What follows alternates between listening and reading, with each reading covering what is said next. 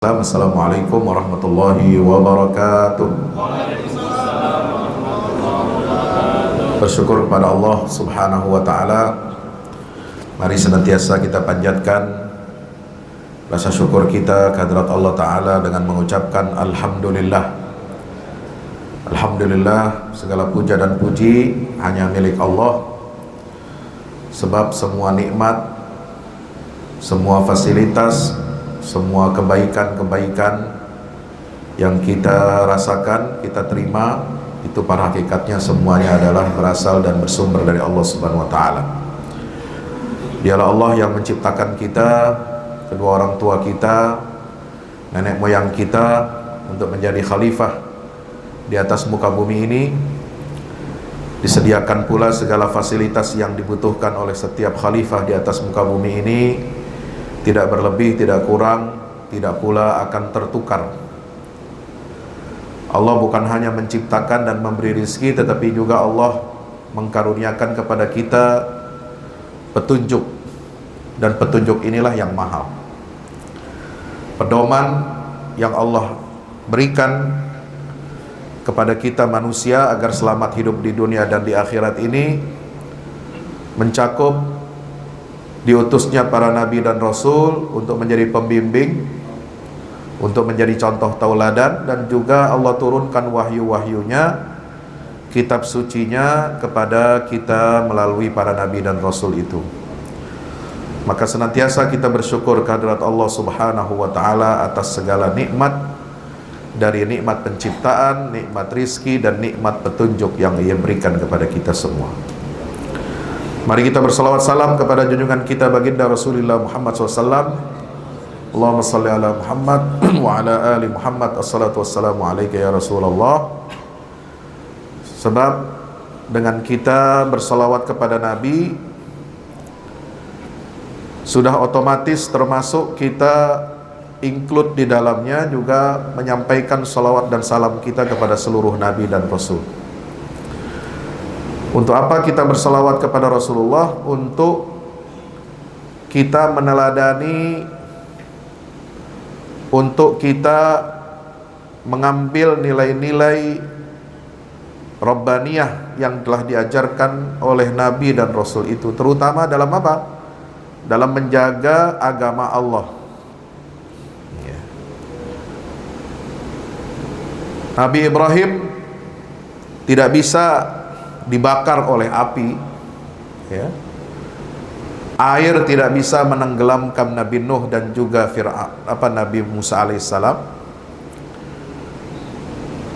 Kemudian para nabi dan rasul itu dijaga kemuliaannya oleh Allah subhanahu wa ta'ala karena mereka menjaga agama Allah. Maka berlaku rumus, siapa yang menjaga agama Allah, maka dia pasti akan dijaga oleh Allah subhanahu wa ta'ala. Maka setiap kalau saudara baca ayat-ayat Quran tentang kisah para nabi dan rasul itu, ya, yang diselamatkan oleh Allah, itu selalu di ujungnya ada pelajaran apa? Wa kadzalika nunjil mu'minin. Dengan demikianlah kami akan selalu senantiasa menyelamatkan orang-orang beriman. Jadi bukan hanya berlaku bagi nabi dan rasul. Ya, kadang-kadang kita kan ngeyel. Oh, itu kan nabi dan rasul, Pak Ustadz, diselamatkan sama Allah, itu mujizat. Enggak. Lihat, selalu setelah kisah itu selalu ada pesannya untuk kita orang beriman, bahwa penjagaan yang Allah berikan kepada para nabi dan rasul itu juga berlaku kepada siapa? Orang beriman yang senantiasa istiqomah menjaga agama Allah. Wa kadzalika nunjil mu'minin. Demikianlah kata Allah, kami pasti akan menyelamatkan orang-orang yang beriman. Nah, dalam konteks ini, hadirin dirahmati Allah, kita penting untuk mempelajari kisah-kisah para nabi itu, ya.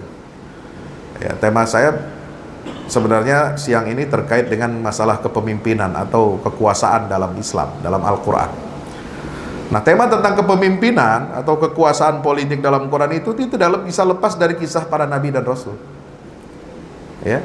Bahkan kalau saudara perhatikan kisah para nabi dan rasul itu dari Nabi Adam sampai Nabi Muhammad, ya, secara kronologis, secara urutannya, ya, itu sangat menarik kalau dikaitkan dengan apa? Dengan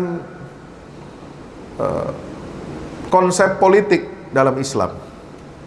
Pertama, ya, kisah Nabi Adam. Itu jelas. Allah mengisahkan di dalam Al-Quran di surat Al-Baqarah, awal penciptaan Adam, kenapa dia diciptakan, kenapa dia diturunkan di bumi, ya, itu semua dalam konteks apa? Untuk menjadikan Adam ini sebagai khalifah. Wa idh qala rabbuka lil malaikati inni ja'ilun fil ardi khalifah qalu ataj'alu fiha man yufsidu fiha wa yasfiku ad-dima'a wa nahnu nusabbihu bihamdika wa nuqaddisu lak qala inni a'lamu ma la ta'lamun. Al-Baqarah 30, ya. Itu tegas menyatakan bahwa misi Allah menciptakan Adam dan anak keturunannya ini adalah untuk apa? Menjadikan Adam dan keturunannya, yaitu manusia ini, sebagai khalifah di atas muka bumi. Maka setelah itu berurutanlah konsep pertama tentang politik Islam itu adalah khilafatul ard, bagaimana memakmurkan bumi ini, ya, yang dipahami oleh para ulama kita bahwa khilafah itu adalah, ya, disebut dengan khilafah itu maudhu'atun li khilafatin nubuwah wa siyasatid dunya bihi. Ya, bagaimana kepemimpinan itu Allah ciptakan, Allah hadirkan untuk menggantikan atau melanjutkan peran kenabian. Ya, jadi nabi ini kan sudah tidak ada. Ya, kalau bicara tentang nabi rasul terakhir itu nabi kita Muhammad sallallahu alaihi wasallam. Semua nabi itu menjadi pemimpin. Ya, Adam itu khalifah. Nabi Ibrahim disebutkan apa? Inni ja'iluka lin-nasi imama. Aku jadikan kau sebagai pemimpin bagi semua manusia. Nah, termasuk Nabi Muhammad SAW itu juga pemimpin. Fi hirasatid din wa siyasatid dunya. Jadi kepemimpinan politik setelah Rasulullah wafat, ya, yang disebut dengan konsep khilafah itu, ya, jangan kita langsung apa? Langsung terjebak dalam pemahaman konsep khilafah yang diusung oleh kelompok atau aliran tertentu dalam umat Islam. Ya, mungkin kalau kita langsung merujuk ke sana, mungkin kita langsung fobia atau takut. Oh, nggak ada negara bangsa. Oh, negara ini semuanya harus jadi satu semua dalam kekhilafahan, ya. Konsep itu seperti yang diusung oleh kawan-kawan kita. Tapi kita lihat awalnya konsep khilafah itu dalam Al-Quran apa? Menjadikan manusia sebagai khalifah di atas muka bumi ini, yaitu untuk apa? Menjaga agama, hirasatuddin wa siyasatid dunyawi. Bukan hanya menjaga agama, memurnikan agama, tapi juga untuk apa? Menata dunia dengan prinsip-prinsip ajaran agama. Ini, ya, jadi politik Islam itu dua fungsi utamanya, ya, menjamin keberlangsungan pelaksanaan syariat Islam, hirasatuddin itu. Yang kedua adalah siyasatud dunya bihi, bagaimana kita mengatur, mengelola dunia ini dengan seluruh aspek kehidupannya itu dengan nilai-nilai agama. Ya, kita bukan sekuler, ya, yang memisahkan agama dari politik. Ya, betul, kita nggak setuju dengan politisasi agama. Ya, orang mempermainkan agama dengan isu politik atau sebaliknya mempermainkan politik dengan isu-isu agama, ya, sehingga orang menjadi apa? Takut, orang menjadi khawatir, ya, membawa atau mengangkat isu-isu agama ini untuk konsumsi politik praktis yang sifatnya 5 tahunan. Enggak, ya. Kita harus kembalikan kepada konsep dasarnya itu dulu, ya. Bahwa tidak mungkin menurut Islam, menurut Allah dan Rasulnya, memisahkan kehidupan seorang muslim dari politik. Kenapa? Karena seluruh konsep dasar ajaran Islam itu meniscayakan pelaksanaan syariat Islam itu harus dengan apa? Dengan perangkat atau piranti politik. Ya, Contoh paling gampang, ya, sholat 5 waktu, meskipun kelihatannya nggak ada unsur politik ya kan. Ada nggak bapak-bapak sholat 5 waktu itu atas perintah atau instruksi presiden? Nggak ada. Kewajiban sholat 5 waktu bukan instruksi presiden, nggak harus pakai kepres ya. ASN di kementerian sholat 5 waktu itu bukan karena ada keputusan menteri, tapi keputusan Allah. Ada nggak ada presiden atau menteri atau pejabat apapun, sholat itu tetap wajib ya. Sama dengan puasa, ada nggak ada presiden, nggak ada negara, puasa tetap wajib ya. Haji juga demikian, zakat pun demikian. Tapi lihat nilai-nilai yang ada di dalam sholat itu, apalagi kalau kita bicara sholat berjamaah. Sholat itu adalah tiang agama, berjamaah itu adalah tiang negara ya. Kenapa dikatakan tiang agama? Ya, Nabi SAW mengatakan as-salatu imaduddin. Sholat itu adalah tiangnya agama. Kalau Anda menegakkan tiang itu berarti Anda menegakkan bangunan Islam. Kalau Anda merobohkan tiang itu berarti Anda merobohkan bangunan Islam. Jadi sholat itu imaduddin, bukan imat yang lain ya. Imat yang membahas masalah nasab ya. Nah, tapi dalam sholat berjamaah itu Anda bisa banyak belajar tentang apa? Praktek kehidupan politik. Contoh, sholat berjamaah itu kan ada imam, ada makmum, ada pemimpin, ada yang dipimpin. Nah, itu miniatur politik. Siapa yang boleh jadi imam? Ada syarat-syaratnya ya. Ada syaratnya. Kalau imam keliru, ada etikanya, kita mengingatkan ya, nggak sembarangan. Dan makmum nggak boleh membiarkan imam keliru, biarin aja imam keliru bacaan, itu nggak boleh ya. Atau lupa dia rokaatnya, dibiarin aja sama makmumnya, nggak boleh, harus diingatkan. Maka makmum itu, rakyat itu harus apa? Sadar, peka, melek politik, lihat gerak-gerik pemimpin itu. Hatta dalam sholat ente, walaupun kita nggak boleh gerak, nggak boleh makan, minum ya, colek kiri kanan, nggak boleh kan? Ngomong sama orang sebelah kiri kanan kita nggak boleh. Tapi kita wajib apa? Fokus perhatian kepada bacaan kita dan apa yang dicontohkan oleh imam. Jadi kalau imam keliru, kurang rokaat atau terbalik ya, rukunnya itu harus diingatkan. Nah, itu kan miniatur kehidupan politik, itu kehidupan sosial masyarakat ya. Imamnya batal ya, harus tahu diri, imamnya harus mundur. Jangan maksakan mau jadi imam terus sampai salam ya. Nah, itu semua ada etikanya. Nah, itulah kehidupan politik kita harus seperti itu, berkaca kepada sholat berjamaah ya. Hadirin dirahmati Allah Subhanahu wa taala. Maka kalau kita lihat konsep awal tentang politik itu dari kisah Nabi Adam sebagai khalifah ya, minimal dia sebagai khalifah, pemimpin yang memakmurkan bumi dan menjadi pemimpin di keluarganya ya.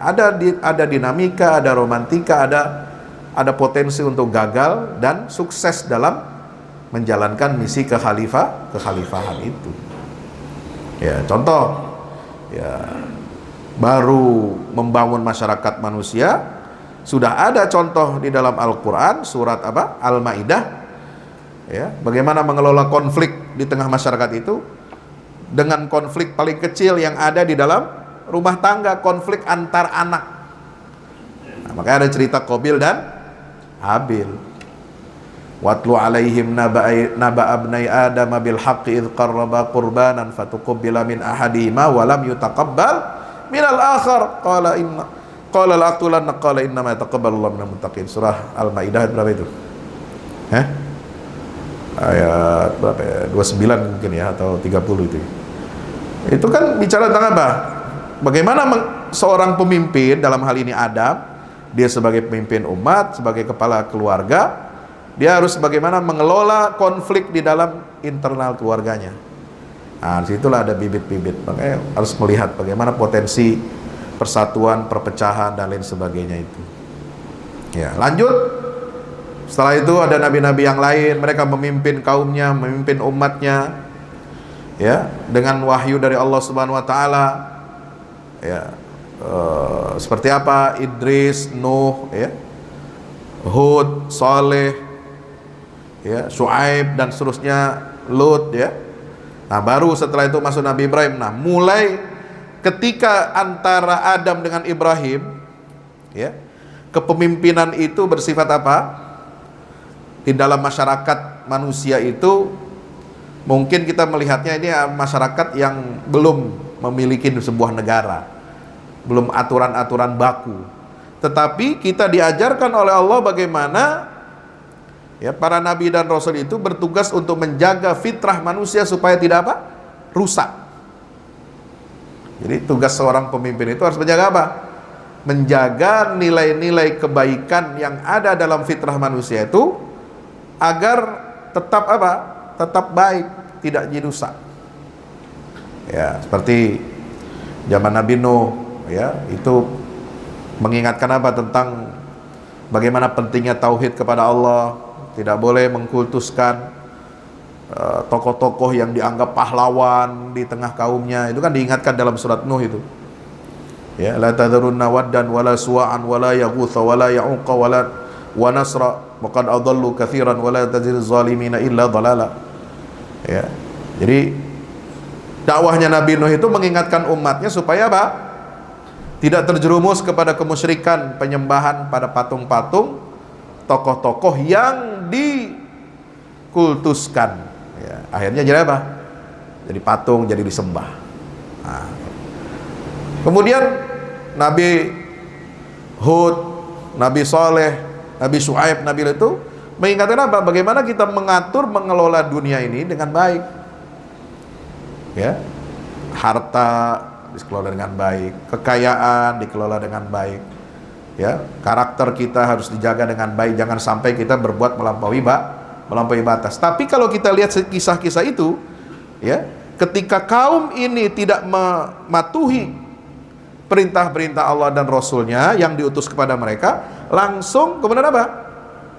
Dibinasakan oleh Allah kalau mereka nggak patuh. Dan ketidakpatuhannya itu dilakukan secara kolektif. Maka kita lihat siksa Allah yang menghancurkan dan membinasakan, tidak menyisakan satupun dari kaum tersebut. Nah, itu bisa kita baca dalam kisah-kisah apa?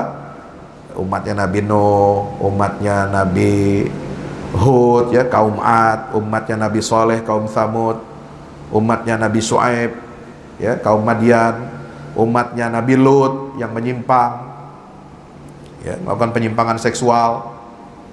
Ya, orientasi seksual manusia itu kan sudah ditetapkan oleh Allah, berpasang-pasangan lawan jenis. Tapi mereka rusak fitrahnya, ya, membolak-balikkan fitrah Allah ini menjadi terbalik, sehingga hukumannya yang Allah berikan kepada kaum Nabi Lut itu, ya, buminya dibuat terbalik sama Allah. Kenapa? Karena mereka membalikkan fitrah manusia yang mestinya hubungan itu seksual dengan lawan jenis, tapi dijadikan dengan sesama sama jenis. Nah, itu hukuman itu, dan hancur semua. Nah, baru masuk pada fase Nabi Ibrahim. Ya, Nabi Ibrahim ini kan pamannya Nabi Lut, ya. Nah, Nabi Lut itu berdakwah di negeri Sodom, wilayah yang sekarang jadi apa? Laut Mati di Yordania. Nah, itu karena perkampungannya, negerinya hancur, dibinasakan, maka Allah tutup jejak mereka. Ya, itu dengan apa? Dengan membuat, ya, danau raksasa yang seperti lautan. Nah, itulah kita kenal dengan Laut Mati. Jadi kedalamannya, luasnya itu seperti lautan samudra, tapi dia ada di mana? Di tengah daratan. Nah, itu bekas negeri Sodom itu yang dihancurkan oleh Allah Subhanahu, sehingga tidak ada kehidupan. Ya, ikan aja nggak ada di situ. Ya, tingkat garamnya sangat tinggi. Ya, jadi nggak ada kehidupan sama sekali. Nah, baru pada masa Nabi Ibrahim, ya, Allah mengubah aturannya bagaimana mendidik manusia ini. Dengan para nabinya ini mulailah diletakkan dasar-dasar kepemimpinan, bagaimana supaya manusia ini sustainable. Kalau dulu kan manusia itu kalau melanggar sedikit dan dilakukan secara kolektif langsung apa? Dibom, dihabisi, ya, dibinasakan. Ya. Nah, bagaimana supaya kehidupan manusia disustain? Nah, mulai Nabi Ibrahim pola itu dirubah sama Allah. Ya. Ketika kaum Nabi Ibrahim yang musyrik ya membakar Nabi Ibrahim itu hidup-hidup, Allah tidak membinasakan kaum itu secara apa? Total. Ya. Nabi Ibrahim disuruh apa? Hijrah. Ya, maka di dalam surah Al-Ankabut ayat 26 itu ada ayat yang mengatakan fa'amana lahu Lut wa qala inni muhajirun ila rabbi. Ya, setelah Ibrahim ini berdakwah, orang pertama yang beriman percaya kepada Nabi Ibrahim itu adalah Lut, keponakannya. Maka Nabi Ibrahim itu berkata apa? Inni muhajirun ila rabbi, aku akan hijrah. Nah, jadi untuk sustainnya orang manusia di muka bumi ini, ya, Nabi Ibrahim tidak memohon kepada Allah, ya Allah hancurkanlah masyarakat saya itu, binasakanlah manusia-manusia bejat ini. Enggak. Nabi Ibrahim tidak berdoa seperti itu, tapi malah beliau apa? Memilih untuk hijrah dari dari Mesopotamia ke negeri Kanaan, yaitu Palestina sekarang. Maka di Palestina itu ada kota Hebron. Ya, itu kota yang dibangun oleh Nabi Ibrahim atau Madinatul Khalil. Kota Al-Khalil kalau bahasa Arabnya, ya. Kalau bahasa Ibraninya Hebron. Ya. Nah, situlah beliau memulai peradaban baru sebagai tamu, sebagai pendatang ya di negeri Palestina ini. Nah, Allah mengatakan tentang sosok Nabi Ibrahim ini bagaimana? Nabi Ibrahim dikatakan di dalam Al-Quranul Karim, ya, seperti Anda baca dalam surat Al-Baqarah 124, wa idzibtala Ibrahim rabbuhu bikalimatin fa'atammahun qala inni ja'iluka linnasi imama. Ibrahim setelah lulus dari banyak ujian, dia lulus dengan nilai sempurna, ya, maka apa kata Allah Subhanahu wa taala? Aku jadikan kamu wahai Ibrahim sebagai pemimpin bagi seluruh umat manusia. Nah, itu kata imam, itu konsep politik tuh. Sebelumnya zaman Nabi Adam, Allah turunkan wahyu apa? Inni ja'ilun fil ardi khalifah. Nabi Ibrahim Allah turunkan ayat inni ja'iluka linnasi imama. Imam, pemimpin. Karena imam itu dari kata umun. Amma ya ummu itu memimpin. Jadi imam itu memimpin sholat, memimpin, mencontohkan apa gerakan yang harus kita lakukan, apa bacaan yang harus kita lakukan, apa pindah zikir, pindah dari satu rukun ke rukun berikutnya dalam sholat itu yang harus dicontoh oleh makmumnya. Ya. Maka Ummul Qura itu adalah, Makkah itu disebut Ummul Qura, induknya negeri. Karena pusat peradaban ya pertama manusia itu adalah Makkah. Dia berada di titik yang paling tengah di atas permukaan bumi. Maka Allah jadikan di situ apa? Perintahkan Nabi Adam, malaikat untuk membuat satu titik yang sekarang titik itu kita kenal dengan Ka'bah ya, sebagai pusat peribadatan, kiblat bagi seluruh umat manusia dalam menjalankan ibadah sholat. Nah, titik itu kemudian dibangun menjulang oleh Nabi Ibrahim. Nah, jadi Nabi Ibrahim itu fungsi apa? Yarfa'u Ibrahimul qawa'ida minal bait. Yang tadinya cuma apa? Cuma titik ya, cuma batu kecil sebagai tanda bahwa di situ adalah pusat manusia untuk menyembah Allah.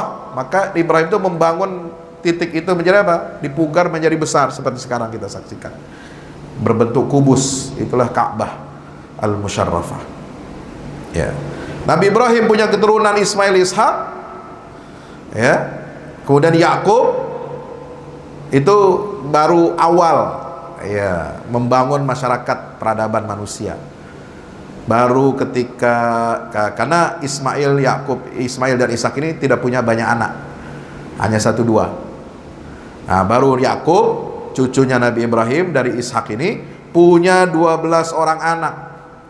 12 orang anak inilah yang kemudian menjadi asal cikal bakal 12 suku Bani Israel. Ya, jadi anak-anak Yakub yang jumlahnya 12 itu disebut Bani Israel.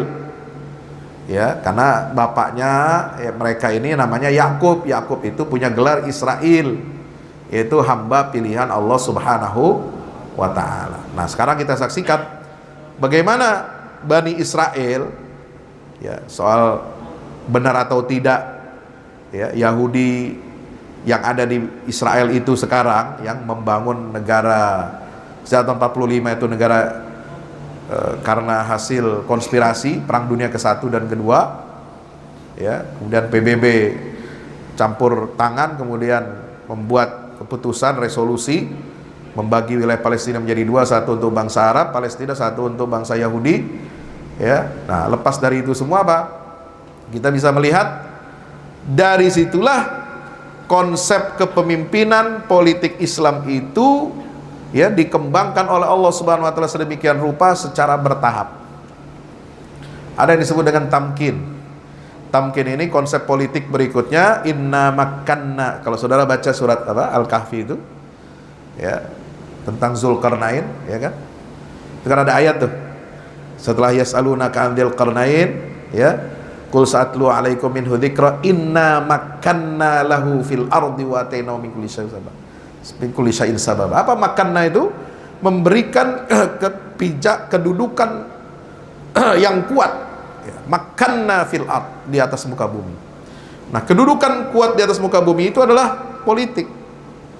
Ketika seorang pemimpin itu berkuasa, ya, memiliki jaringan, ya, kekuasaan itu secara bentuknya piramida dari pucuk paling atas sampai paling bawah, ya, mengelola negeri yang begitu luas, ya, tentu harus memenuhi apa? Kesejahteraan rakyatnya, mencerdaskan kehidupan bangsanya, ya, ada pertahanan keamanannya, ada sosial politik ekonominya. Nah, itulah konsep tamkin, ya, dalam khilafah itu. Nah, baru hadirin dirahmati Allah Subhanahu wa taala. Nah, contoh pertama dari nabi-nabi Bani Israel yang mendapatkan kekuasaan politik tetapi parsial itu adalah Nabi Yusuf.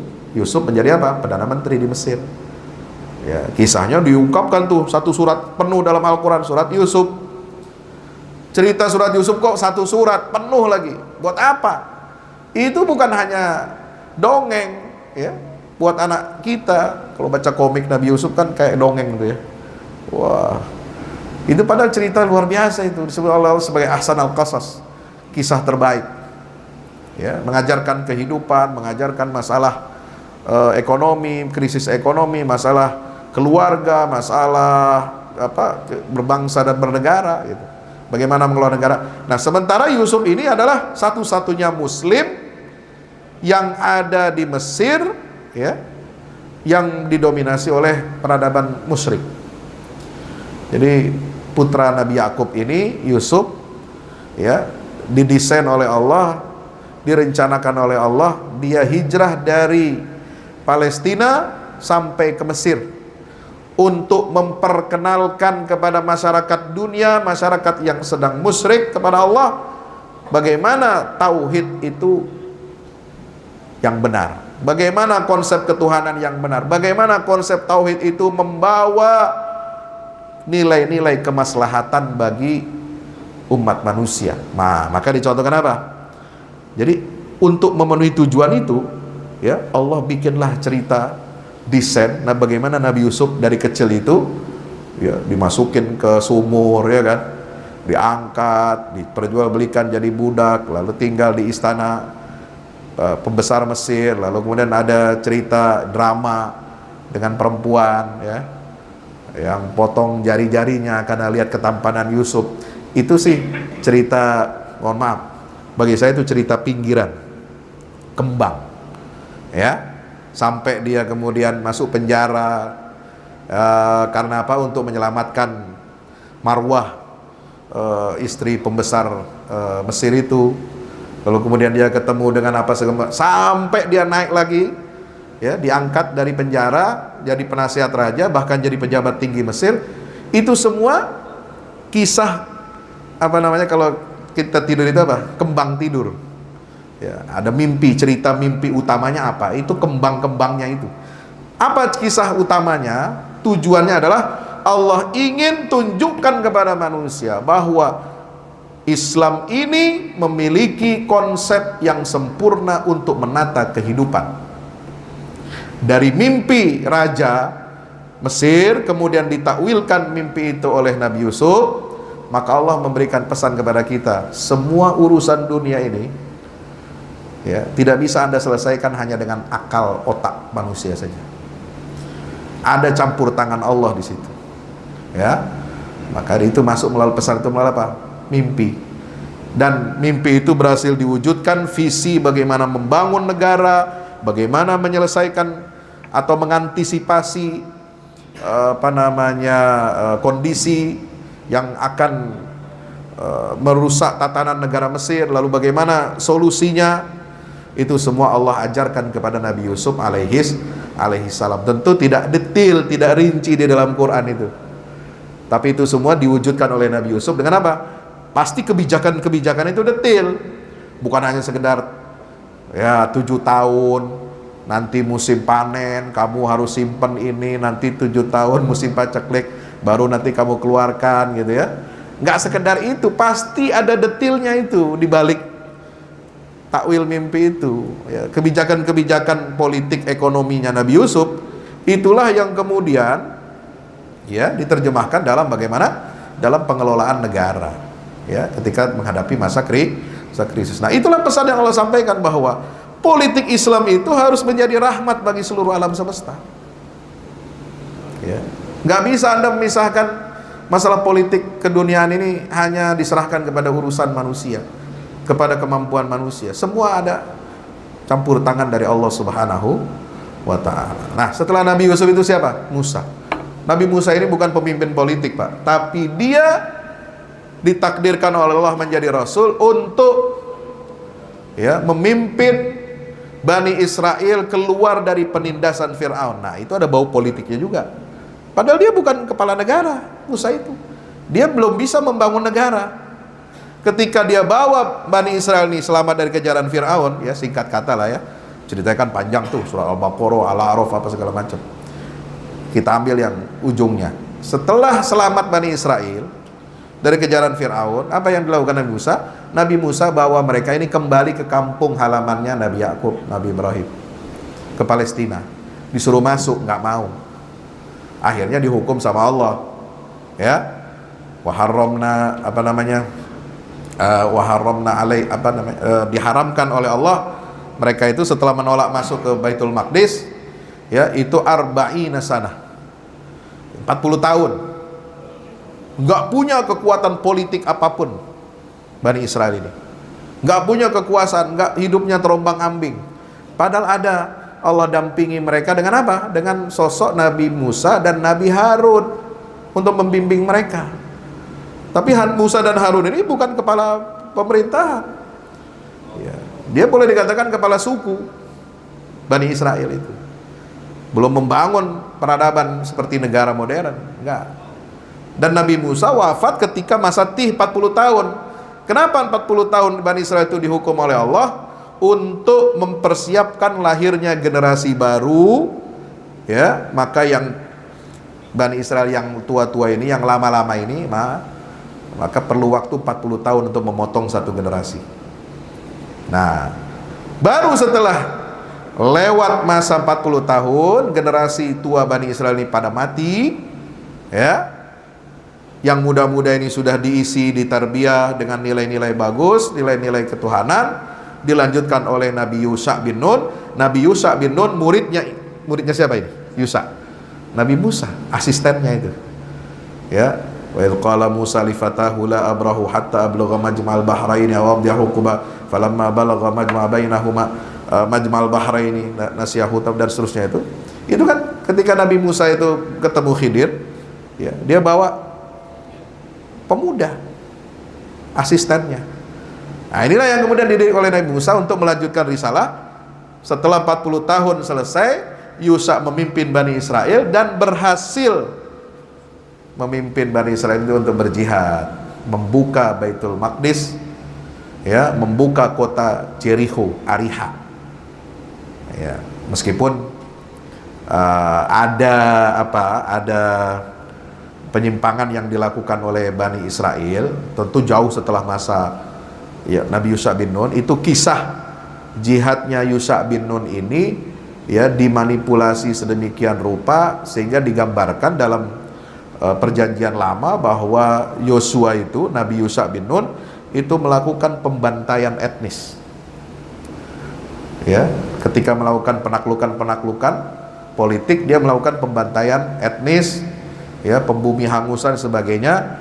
Maka ada intelektual barat membuat buku namanya The Joshua Delusion, ya, pandangan tentang apa, aspek-aspek kekerasan, elemen-elemen kekerasan dalam ajaran Taurat. Mereka menegakkan politik, ya, menegakkan kekuasaan, tapi dengan cara bagaimana? Banjir darah. Ya, di antaranya dibuktikan dalam buku itu ada 2 suku Israel yang hilang. Ya, yang pertama adalah suku Benjamin. Ya, kalau Benyamin Netanyahu bukan dari suku itu, namanya doang dia Benyamin. Ya, dari suku Benjamin itu salah satu dari 12 suku itu hilang. Kenapa? Di bumi hanguskan. Karena konflik internal di antara mereka, ya, Bani Israel ini. Ada satu lagi, siapa nama sukunya saya lupa, itu juga hilang. Jadi dalam Taurat, cara Yahudi untuk menegakkan kekuasaan memang digambarkan itu berlumuran darah. Kenapa? Membantai kaum, melakukan genosida. Maka tidak sedikit ahli-ahli politik yang hidup zaman sekarang ini melihat bagaimana pembantaian Yahudi terhadap bangsa Palestina sekarang itu dikaitkan dengan ayat-ayat kekerasan di dalam Taurat.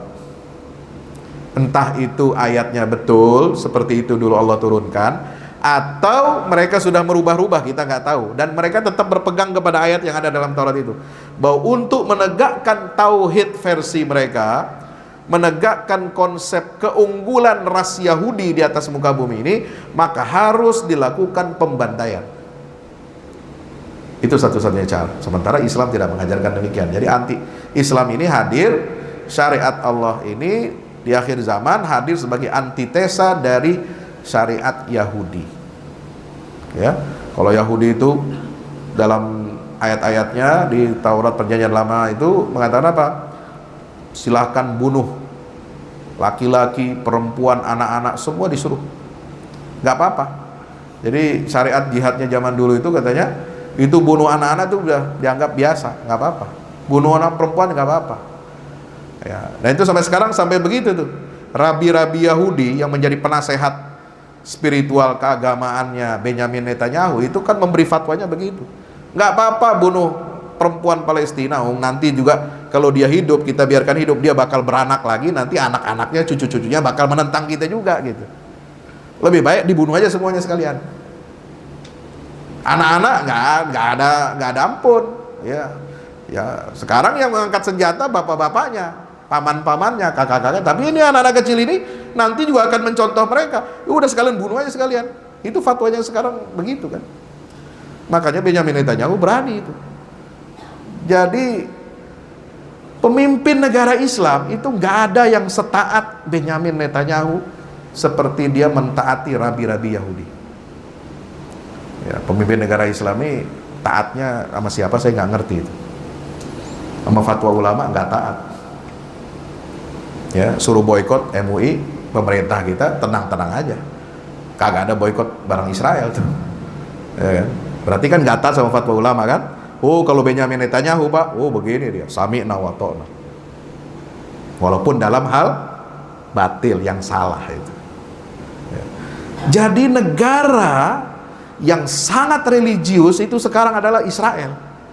Walaupun casingnya negara nasionalis sekuler, tapi isinya itu, oh jangan salah, ya, isinya itu kepala intelijen, kepala tentara, menteri pertahanan, kabinet perang, ya, semua tentara-tentara elit Israel, ya, baik tentara lapangan maupun intelijen, ya, seperti Shin Bet, kemudian Mossad, itu semua lulusan dari sekolah agama Yahudi. lulusan apa pesantrennya kita lah, kira-kira begitu. Itu banyak dokumen yang saya dapat perbincangan dari orang-orang yang mengerti jeroannya Israel itu, pengamat-pengamat dari Timur Tengah seperti itu mengatakan. Jadi wajar kalau dia terus-menerus nggak ada ampun, apalagi sudah dipermalukan oleh ya perjuangan rakyat Palestina sekarang ini. 1 tahun dia nggak akan berhenti itu. Sampai kemarin berita terakhir kan apa?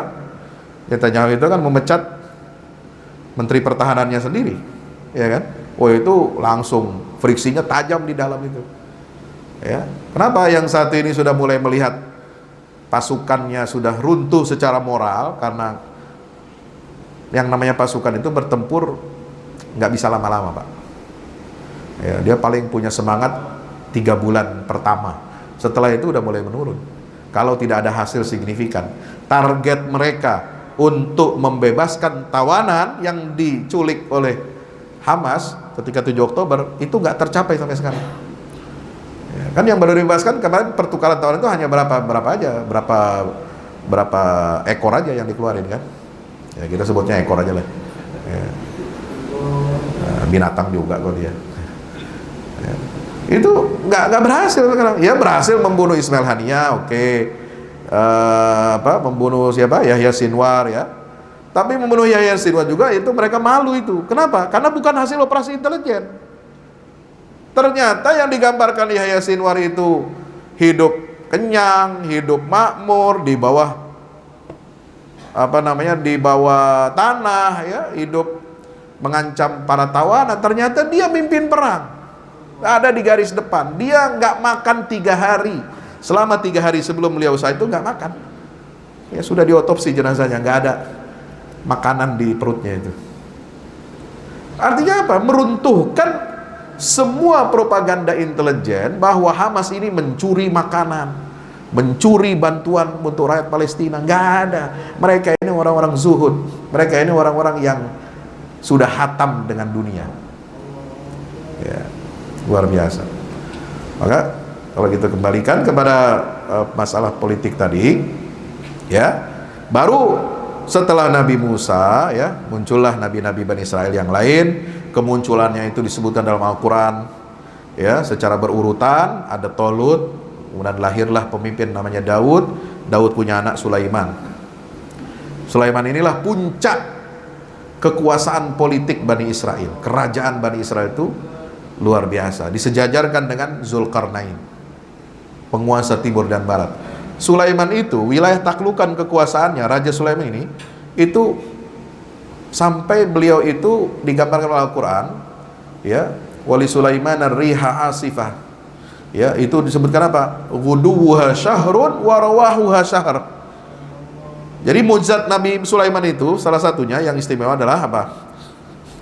Angin itu ada di bawah kendalinya dia, yang bisa mengantarkan Sulaiman untuk inspeksi ke seluruh wilayah kekuasaannya, perginya sebulan, pulangnya sebulan. Jadi keliling dunia itu 2 bulan. Untuk apa? Memastikan semua rakyat yang ada di wilayah kekuasaannya terjamin kehidupannya dengan baik. Jadi mujizat Nabi Sulaiman, Pak, itu terkait dengan apa? Kekuasaan politik. Ya, jadi dia inspeksi itu nggak pakai pesawat jet privat, nggak pakai. Ya, jadi nggak perlu Nabi Sulaiman itu bikin pesawat jet privat, ya, apalagi nebeng, nggak. Ya, dia nggak perlu pesawat jet lagi, udah, ya, tinggal panggil aja angin, angin, bawa saya ke sini, bawa saya ke sini, bawa saya ke sini. Lihat semua, dan kecepatannya luar biasa. Ya, tidak terbayangkan sama kita sekarang. Makanya doa Nabi Sulaiman itu apa? Rabbi habli, Rabbi gfirli, wahabli mulkan la yambaghi li ahadim min ba'di. Ya Allah, ampuni saya dosa-dosa saya. Tuh, Sulaiman itu kurang apa tuh? Ya, hamba soleh ini, ya. Tapi dia minta apa? Dosa-dosanya diampuni sama Allah. Yang kedua, ya Allah, saya mohon kepadamu karuniakan saya kekuasaan. Ya kan? Kalau kita kan doanya apa? Doanya lunas utang, ya. Doanya pengen dapat jodoh yang bagus, ya. ya punya pekerjaan yang bagus gitu. Itu kan doa-doa kita. Rumah segera bisa beli gitu kan. Itu doanya kita, itu doa biasa itu. Kalau Nabi Sulaiman doanya nggak tanggung-tanggung, ya Allah kasih saya kekuasaan yang besar yang tidak akan bisa dijangkau, tidak akan bisa dilampaui oleh seorang pun setelah saya mati. Maka mukjizat yang Allah berikan kepada Nabi Sulaiman itu semua terkait dengan kekuasaan, kemakmuran, dengan teknologi membangun negara, infrastruktur. Ya'maluna lahu ma yasha'u min maharib wa tamathil wa jifanin kal jawabi wa qudur. Itu kan bagaimana membangun bangunan tinggi-tinggi itu. Ya, membangun cawan. Kalau kita artikan dalam Quran, terjemahan letterlocknya mungkin cawan-cawan lebar kayak Priuk itu ya, terlalu remeh. Kalau itu Allah kasih mujizat kepada Nabi Musa, kepada Nabi Sulaiman, itu lebih dari itu. Ya, makanya ada sebagian saintis yang menafsirkan ayat itu atau mentakwilkan itu apa? Ya, itu UFO, ya, maharib, tamathil, kal jawab wa qudurir rasyat itu bukan hanya sekedar piringan-piringan biasa, tapi dia punya teknologi seperti UFO itu, katanya begitu, ya, wallahu a'lam bishawab. Ya, jadi tinggal perintahkan jin itu di bawah kendalinya. Kenapa? Karena untuk membangun infrastruktur yang begitu besar, begitu kuat, kokoh, itu nggak mungkin hanya mengandalkan tenaga manusia. Apalagi waktu itu belum ada kren, belum ada macam-macam, ya, belum ditemukan semen barangkali kan gitu.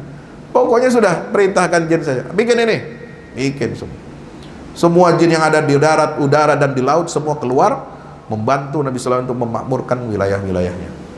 Jadi dibangun itu. Nah itu semua terkait dengan kekuasaan.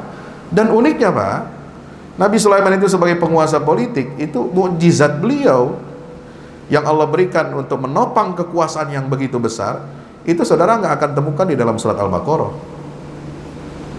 Ya, saudara nggak akan temukan di dalam surat Al-Fil misalnya. Al-Baqarah itu kan artinya sapi, gede kan? Nggak ada sapi yang kecil Pak. Sapi paling kecil kan, ya, yang apa itu? Yang biasa DKM potong kalau musim haji ya. Nah, kalau orang kaya kan belinya sapi yang gede-gede, limosin apa itu segala macam. Ya. Itu dalam surah Al-Baqarah nggak ada Nabi Sulaiman cerita tentang tadi itu. Ya, dia punya kekuasaan begini-begini, nggak ada. Di Al-Baqarah yang disinggung cuma satu, masalah penyimpangan Bani Israel dalam soal sihir, mistik. Maka disebutlah ya, wa ma kafara Sulaiman walakinna syayatin kafaru yu'allimuna an-nasa sihra wa ma yu'allimani min ahadin illa yufarriqu bainal mar'i wa zawjihi, gitu kan. Jadi tentang apa? Penyimpangan dalam masalah sihir, mistik. Maka mukjizat Nabi Sulaiman itu ada yang di mana? Surat An-Naml, semut. Surat namanya pakai nama binatang, artinya semut. Bukan di surat Al-Baqarah yang gede badannya. Ya. Atau surat Al-Fil, gajah, nggak ada tentang Nabi Sulaiman. Gajah itu tentang pasukan Abrahah yang datang dari Yaman ke negeri Mekah, ya kan? Maka apa pelajarannya? Bahwa untuk menjadi pemimpin yang baik, ya, Allah mengingatkan kepada kita, kepada setiap penguasa, setiap pemimpin, wahai para pemimpin, kebesaranmu itu bukan karena, ya, karena kekuasaanmu, kebesaranmu itu bukan karena kamu dijamin fasilitasnya, ya. Kebesaranmu itu bukan karena kamu dihormati oleh rakyat banyak, disenangi, dicintai, tapi kebesaranmu itu terletak pada apa? Keberpihakan kamu kepada rakyat kecil. Maka An-Naml itu dipilih oleh Allah sebagai surat yang mewadahi ayat-ayat yang berisikan mukjizat untuk Nabi Sulaiman dalam rangka membangun negara, pembangunan politik, ekonomi, sosial dan sebagainya. Nah, maka kita ingat cerita di dalam surat An-Naml itu apa? Surat semut. Yaitu apa? Wa qalat namlatun ya ayyuhan namlu dukhulu masakinakum la yahtimannakum Sulaiman wa junuduhu wa hum la yash'urun. Ya, sampai ratu semut itu bilang, hati-hati kamu kalau nyebrang, lihat-lihat. Kalau ada pasukan Sulaiman lagi jalan berbaris-baris, jangan kamu keluar, masuk semua, masuk. Ya, jangan sampai pasukan Sulaiman ini menginjak-injak kalian, sementara mereka nggak merasakan itu.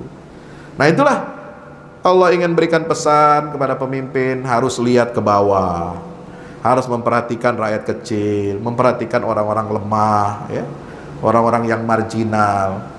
Jadi kenapa dalam terakhir saya tutup ya, kalau kita bicara dengan konteks kita lompat ke Nabi Muhammad SAW, karena setelah itu kekuasaan politik Bani Israel itu tidak kuat, ya, hancur kan. Setelah itu kan Allah takdirkan kerajaan Sulaiman ini yang sudah dibangun Sulaiman itu dihancurkan oleh Nebukadnezar. Nebukadnezar menghancurkan Baitul Maqdis. Nebukadnezar menghancurkan Haikal Sulaiman konon ya dalam Taurat itu. Kemudian kedua dihancurkan lagi oleh Kaisar Titus dari Roma. Nah, kekuasaan politik Bani Israel itu punah. Siapa yang melanjutkan? Itulah Nabi Muhammad SAW. Maka Nabi Muhammad itu sebenarnya adalah Mesias spiritual sekaligus Mesias politik bagi orang-orang Yahudi. Sementara Yahudi menanti kedatangan Mesias spiritual, udah lewat, udah diutus Nabi Isa kepada mereka, gak mau beriman. Nah, salahnya sendiri kan. Nah sekarang dia mau apa?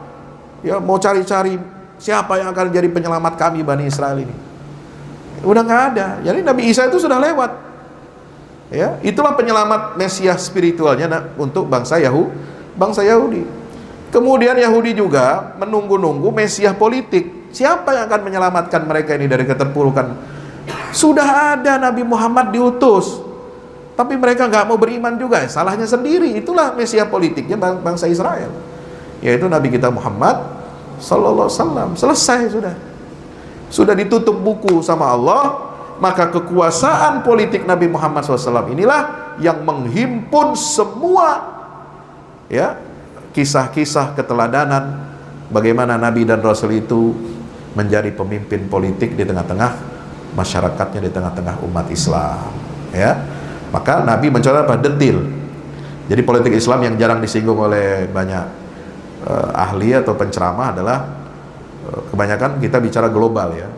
Padahal kalau kita lihat dalam sunnah Nabi, itu praktek politik Islam, bagaimana mengayomi rakyat, bagaimana membangun negara, itu Nabi selalu memberi contoh yang detil dari hal-hal paling kecil. Ya, dari hal kecil itulah Nabi membangun trust dari rakyat, dari masyarakatnya, dari para sahabatnya. Ya, Nabi nggak pernah nipu, Nabi nggak pernah nyolong, Nabi nggak pernah berkhianat. Ya, itu dibangun trust itu oleh Rasulullah. Kemudian Nabi perintahkan apa? Perhatikan orang miskin. Ya, apa pidato Nabi ketika Nabi hijrah dari Makkah ke Madinah? Sampai di Madinah beliau pidato, bagaimana pidato pertamanya sebagai pemimpin politik? Ayyuhan nas afsus salam. Sebarkan kedamaian, salam. Jadi membangun kedamaian, peace.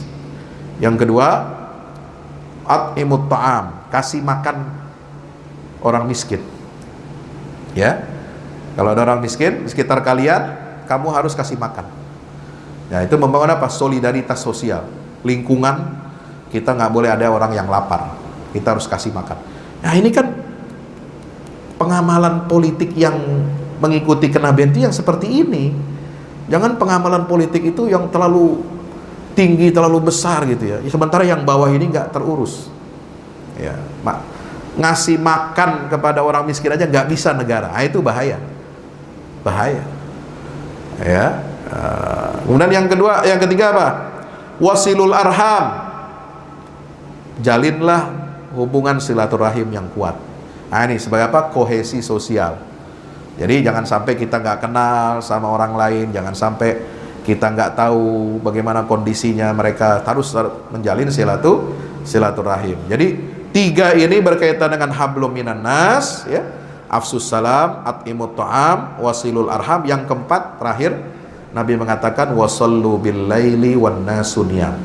Bangunlah pada malam hari dan sholat malam.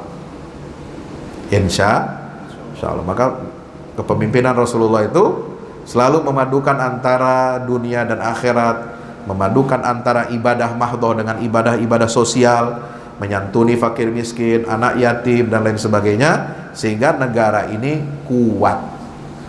Demikian yang dapat saya sampaikan, mudah-mudahan bermanfaat. Terakhir mari kita doakan para pemimpin-pemimpin kita agar senantiasa berdiri tegak di atas jalan yang lurus, yang diridhai Allah Subhanahu wa taala, karena para ulama memberikan pesan wasiat penting kepada kita. Kalau kamu punya satu doa yang mustajab di sisi Allah, maka pergunakanlah doa itu untuk mendoakan kebaikan pemimpin. Kalau pemimpin baik, mengeluarkan kebijakan benar, baik, maka kita dapat pahalanya. Kita dapat pahala semua ini. Karena dengan asbab doa kita, dia jadi orang baik. Kebijakannya bagus buat rakyat, sehingga banyak menebarkan maslahat, maka kita dapat kebaikan dari pemimpin itu. Sebaliknya kalau kita lihat pemimpin ini ternyata yang kita doakan jahat, jelek, ya minimal Allah akan apa? Mencegah keburukannya supaya tidak sampai kepada kita. Maka jangan lupa doakan para pemimpin. Allahumma walli alaina khiyarana wa la tuwalli alaina syirarana wa la tusallit alaina bidunubika man la yakhafuka wa la yarhamuna. Rabbana atina fid dunya hasanah wa fil akhirati hasanah wa qina adzabannar. Wa sallallahu ala nabiyyina Muhammadin wa ala alihi wa sahbihi wasallam. Walhamdulillahi rabbil alamin. Wassalamualaikum warahmatullahi wabarakatuh.